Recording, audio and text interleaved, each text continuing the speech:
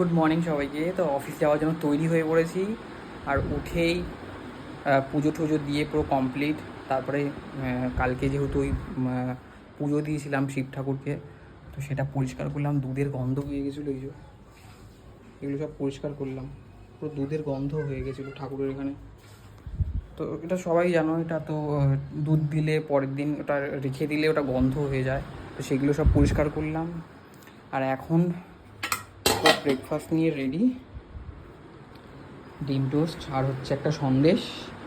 ডিম টোস্ট কিন্তু ভালো লাগে খেতে, বেশ লঙ্কা টঙ্কা দিয়ে করা। বৃষ্টি তো কমছেই না, আবার বৃষ্টি শুরু হয়ে গেছে। যাই হোক, চলো ব্রেকফাস্ট সেরে নিয়ে আবার অফিসের জন্য দৌড়াতে হবে।